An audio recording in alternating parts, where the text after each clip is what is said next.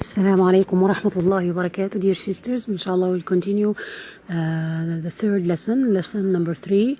And this time we'll be talking about the types of the mistakes that the reciter may undergo while reciting the Quran.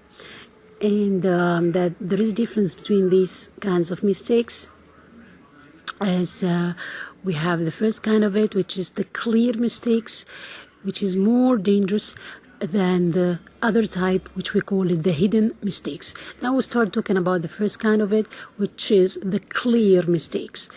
The clear mistakes are the mistakes which affect the makeup of the word, And you know that the word is made of letters. So if we affect the letters of the word, so we are doing a clear mistake. So how can we affect the makeup of the word? How can we change the letters? We can change the letters by changing the letter itself to another letter. For example, we have many sisters, instead of saying al-mustaqim, they say mustaqim. She is changing the ta into ta. So changing the letter is changing the makeup of the word.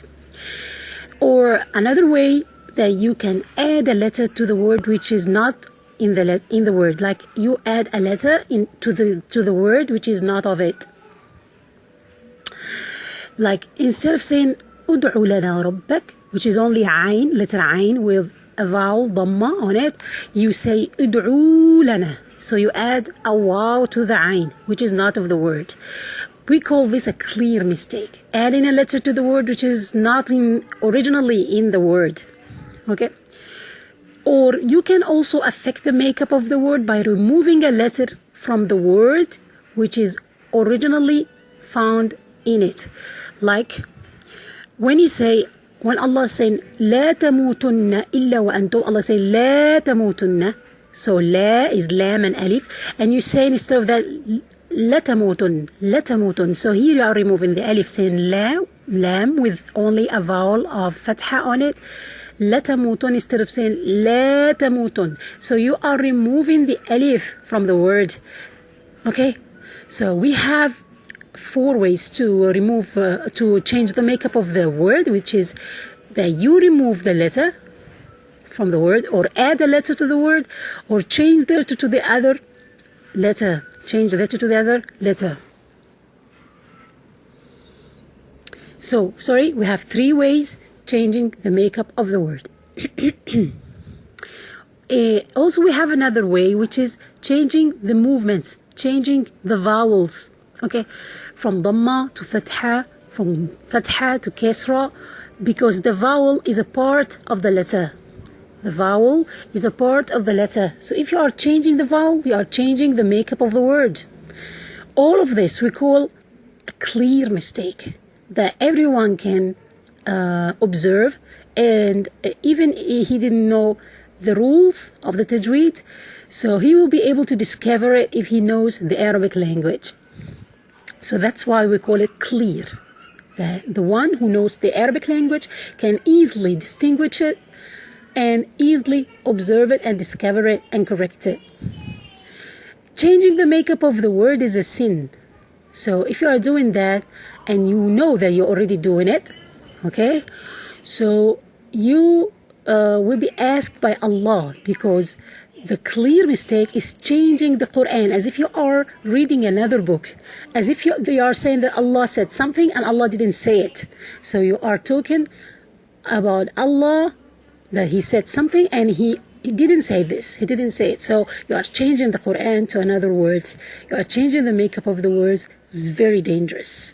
So while you are correcting to the others, if you are a teacher, you have to concentrate first on correcting the clear mistakes. Also, the stopping on the ayat. The scholars also told us that the stopping on the ayah, which gives a wrong meaning, is considered as a clear mistake also. Like when you say inna Allah la yaghfir, and you stop here, it means that Allah is not forgiving at all. So this is a wrong stopping. We call this a clear mistake also, because you are saying something that means that Allah will never forgive. You are given a wrong information about Allah, and Allah didn't mean that. So you have to continue the ayah saying inna Allah la yaghfiru an yushraka bih. You have to say that Allah will not forgive that someone take another idol with him to worship. Okay, so subhanallah, here this kind of stopping which gives the wrong meaning is also considered as a clear mistake. So now the clear mistakes is changing the makeup of the word by changing the letters, and also the wrong stopping on the ayat. This is something which is very dangerous. I told you, Allah will be asking us for it if you are doing it and you know that you are doing it. But if you are doing this kind of mistake and you didn't know, maybe you are confused or you are not sure, but you are keeping on learning and to correct your recitation, so inshallah, Allah will forgive you for that. But if you are doing it and you know that you are changing the movements and you are adding letters and removing letters, so Allah will ask you about that, as I told you, because you are changing the Quran. You are changing the Quran.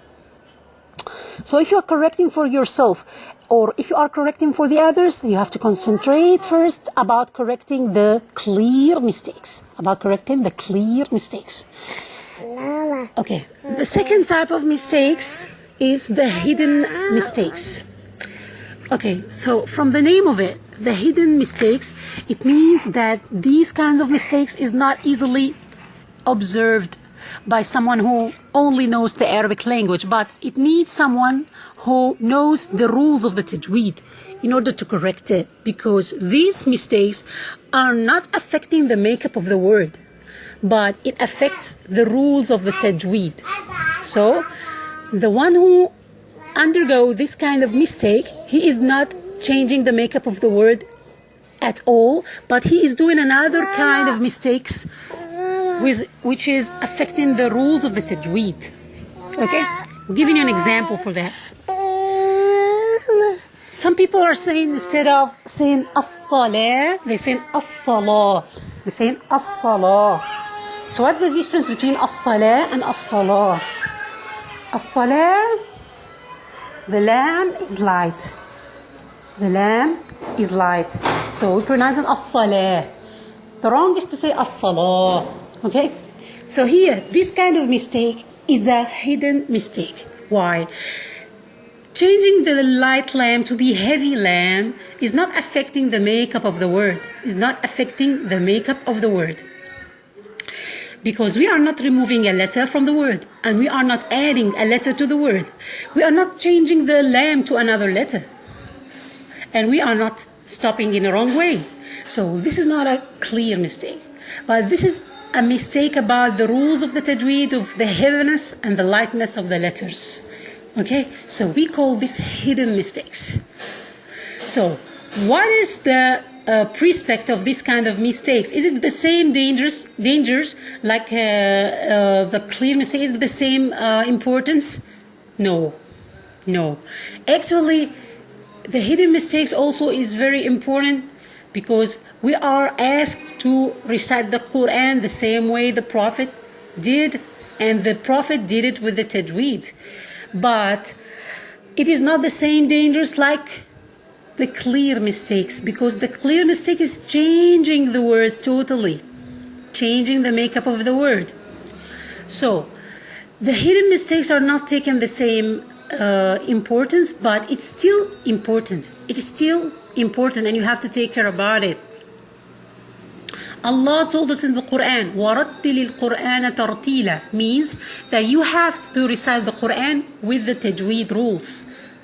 Allah is ordering us to recite the Quran with the rules. Okay? So what are we going to do now? We now know that we have two kinds of mistakes while we are reciting the Quran. If we have a clear mistake, so we have to take care about it first and concentrate about correcting it first. And if you finish correcting the clear mistakes, so we move to the hidden mistakes, which are the tajweed rules, which are not affecting the makeup of the word. So the hidden mistakes are all the rules of the tajweed. You can say that all the rules of the tajweed is gonna be under the title of the hidden mistakes if it is not affecting the makeup of the word. So all the lessons that we'll be taking after that, inshallah, and starting to take, will be under this title, the hidden mistakes. So correcting this is important, and Allah will ask you about it. Okay, also Allah is gonna be asking you about it, but it is not gonna be the same like the clear mistakes. So will we be asked about that? Will be asked about the hidden mistakes? Yes, we'll be asked about it, because as I told you, we are asked from the beginning to recite the Quran the same way the Prophet did. Allah told us that we have to recite the Quran with the rules. Allah said, وَرَتِّلِ الْقُرْآنَ تَرْتِيلًا, which means you have to recite the Quran with the tajweed rules. Inshallah, next time we'll be talking about the first practical lesson, talking about the double noon and the double meme. But now we will be asking you to send us Surah Al-Fatiha to make sure that you don't have a clear mistake on this surah. Because about Surah Al-Fatiha, you know that the Surah Al-Fatiha is a pillar of the prayer, that without it the prayer is not accepted. So if you have a clear mistake in Surah Al-Fatiha which may change the meaning, so your prayer is in danger. It may not be accepted, because the meaning of Al-Fatiha is changing, because you are changing the makeup of the word. So we need to listen to you for Surah Al-Fatiha in order to save your prayer if you have something wrong, changing the makeup of the word, and maybe having clear mistakes on the surah. So maybe you'll be asking me, so what about the rest of the Quran if we have a clear mistakes on it? Actually, you still have to learn to correct it, but not the same danger like Al-Fatiha, because as I told you, Al-Fatiha is a pillar. Without it, the prayer is not accepted.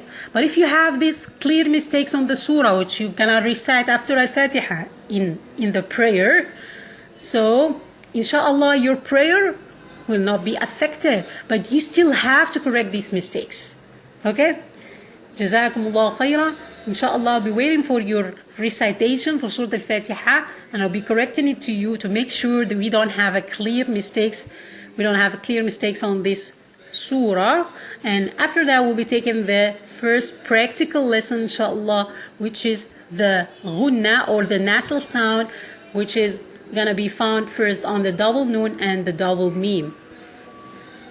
See you inshallah next week. Assalamu alaikum wa rahmatullahi wa barakatuh.